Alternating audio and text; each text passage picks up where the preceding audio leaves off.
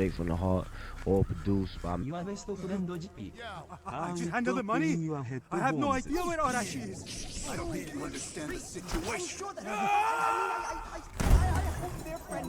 At this point in history, we're all done fighting this franchise. Call of Duty is part of our lives now, even if we don't exactly want it to be. Activision has thrown stupid amounts of money at this franchise over the years, and now all we know is Call of Duty. The series started off with decent enough roots. What with the trying to take down EA's monolithic Medal of Honor franchise and all that. But it's quickly lived long enough to become a villain. For like the first 3 in the series, the games are all about honor, sacrifice, and patriotism. Now it's more like an excuse for Activision to use some of that fuck you money they got to make some gamer undies a little more crusty. These games may appear simple on the surface, but what keeps them selling every year is the stupid amount of production quality they just keep putting into them. When you hear the words Call of Duty, what comes to mind besides really racially insensitive 8th graders? Hollywood composers and actors, full facial and motion captured performances, and ridiculous set pieces. People keep buying these games for the same reason people keep wanting to watch Vin Diesel as Dominic Toretto. They're spectacles to behold. They just don't hold the budget back when making these games, and that's the reason people keep buying them every year. Black Ops Cold War is just a lot, and like every other yearly Call of Duty, it has a lot of game to give. Zombies, multiplayer, and the controversial choice to deliver a campaign, which I'm sure must have been a tough call to make. I'm going to talk about the whole Call of Duty Black Ops Cold War package. But first, let's talk about multiplayer and zombies.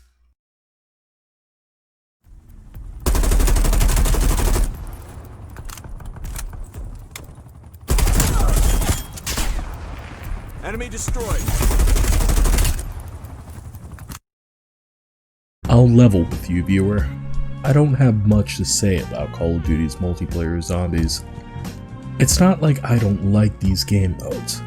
I've got hundreds of hours logged in over dozens of Call of Duty games. I put my time in. I've gotten sweaty during search and destroy matches, and I've learned how to train zombies and pack a punch. But the thing is, when I jumped into multiplayer in Cold War, I came to the realization that I've been playing the same game for 10 years. Everything that needs to be said about Call of Duty's multiplayer has already been said. The guns look nicer, the maps are prettier, and the chats aren't nearly as toxic as from my youth. But it's the same frickin' game. It's all about sightlines and holding lanes. If you're running around trying to test your reaction speed against 12-year-olds hopped up on Mountain Dew and cotton candy vape pens, you're gonna have a bad time. The game offers a couple of maps set in different 80s flavored locales. A Russian training op, Moscow, Miami. The maps are all pretty basic 3-lane paintball arenas, but with the simplicity of Cold War's gunplay, they do what they need to. I'm not saying I didn't have fun in multiplayer. I'm just like Murtaugh from Lethal Weapon. I'm too old for this shit. There was a time that I could play Modern Warfare 2's multiplayer for days, but now I get sleepy between matches because the sweat you build up dunking on these brats makes you want to take a nap. At least with crossplay, you don't have to worry about the servers for this game drying up in a couple of years, and that's a good thing. On the other side of Cold War's multiplayer suite, we have this year's Zombies, the first ever since Modern Warfare's graphics overhaul. The vibe that I picked up on from this season's first map is that they're playing it safe. You start off outside the bunker from Not Their Own Toten, the original Zombies map, and it asks you to run around the bunker and find a bigger underground bunker in which you can activate a machine that takes you to the Upside Down from Stranger Things. It's one of the bigger Zombies maps, with a couple of decent training areas, and it comes off as a good starting point for this year's Zombies season. Definitely better than the dog shit they gave us for Black Ops 4. Also new to this year's Zombies is the ability to exfiltrate starting at round 10 and actually getting to survive a game of zombies. For those not in the know, traditionally you would always die at the end of a game of zombies. There were a couple of maps that would actually let you win and survive at the end, but usually you're in some undead Nazi's colon by the end of the match. Getting to exfil in Cold War means going up against a hardcore mob and clearing a rendezvous for a chopper to land and pick you up. If not, the zombie horde will inexplicably learn how to use surface-to-air missiles and ruin your Uber ride out of there. It's fun. I like the idea of being able to get out, but at the moment, I think they're sending way too many enemies out to try to stop you. Even on solo, it gets a little ridiculous. With multiplayer out of the way, maybe now I can talk about how they gave Adler a Donald Trump haircut and tried to make it look cool. Let's talk about the campaign. She gets it easy. Do not tempt me to bring out my toys. I will ask again. Who do you work for? What kind of fool are you? You think you will die with dignity here? You are damaged goods. Near grave, you're a hunter. Что такое?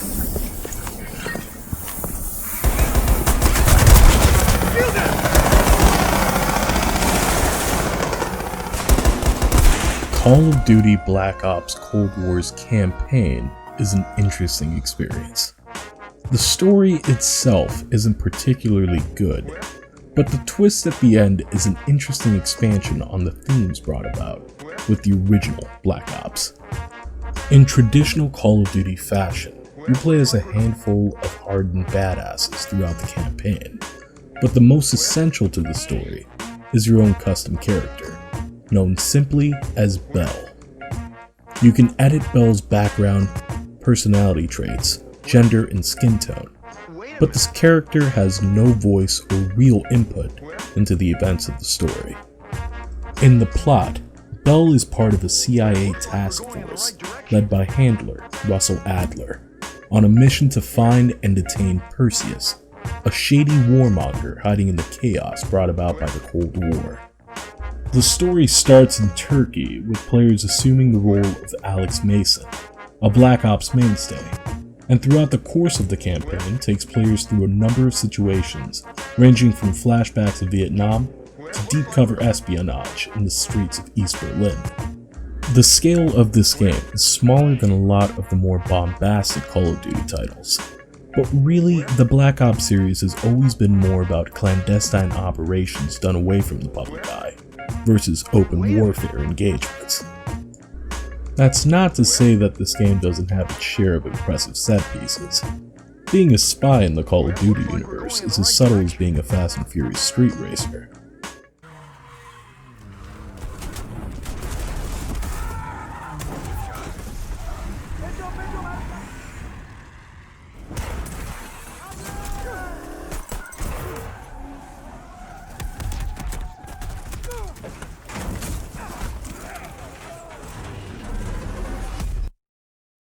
In regards to the spy angle, I do want to make special mention of the KGB base level that has you accomplishing your goals through deception and subterfuge. This mission basically plays like a smaller scale Hitman map, and I found myself impressed at the fact that they added a freeform stealth level with multiple paths into a game about shooting Ruskies.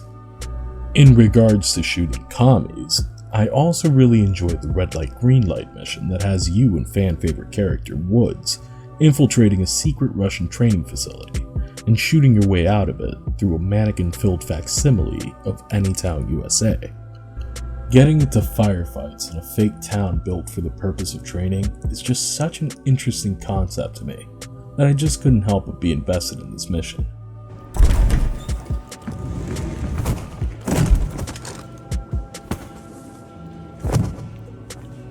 Not a fucking word, Bill. Speaking of investment, Towards the end of the game, there's a twist, a revelation about the player character. Spoilers from this point forward. Bell is actually a former KGB agent that was put into the MK Ultra program to be brainwashed into thinking himself a CIA operative that fought with Adler in Vietnam. All this was done so that he can provide the CIA with information about his previous employer, the Perseus character you've been looking for the entire game. Reading it out loud, it sounds like these are some pretty impressive revelations for the game to keep close to its chest until the end. But unfortunately, because so much of the story lacks impact besides this final revelation, it ultimately just falls flat. A good twist changes your perspective on the rest of the story. But because the rest of Cold War's story is so superfluous, I was just left with the feeling that the rug was pulled out from under me. I felt the tingle telling me that they were going to pull a twist off at the end of the campaign, but I really hope that the twist would add context to the rest of the game, not try to paint the team you've been working with into manipulative masterminds while saying it's all in your head. I learned from Corey Hart a long time ago to not trust anyone wearing the sunglasses at night, so I had Adler pegged as a backstabbing spook from the get-go. That said, I do want to commend this game on having one of the more dramatic alternate endings in gaming. I was pretty taken aback that the game tasked me with killing my former comrades and essentially creating a paradox within the Call of Duty Black Ops timeline. Regardless of my thoughts on the story's twist, the plot works well enough as an excuse to ferry you around the world to get into different firefights. So, as a Call of Duty story, it's serviceable. But it doesn't reach the bar set by the original Black Ops' twist, or the excellent branching paths of Black Ops 2. All in all, for $60 American, unless you're dead set on starting multiplayer from Season 1, or you're a Call of Duty campaign fan that wants to experience this year's story right this second, I can't recommend picking up Call of Duty Black Ops Cold War. The game plays, looks, and sounds like you'd expect when compared to any of the other Call of Duties, but it's not as noteworthy as some of the earlier entries in the franchise. Zombies and multiplayer are both fun, as I'm sure the focus testers and analysts all assured it would be. And the campaign is entertaining enough to keep you engaged the first time through, if for nothing else than to figure out what happens at the end. But besides multiplayer, the game has no staying value to justify a full price tag. There's going to be a new Call of Duty next year, October. It's a constant of the universe at this point. Wait until this game sells for $30 before you pick it up, unless you absolutely need to get a leg up on your boys in multiplayer.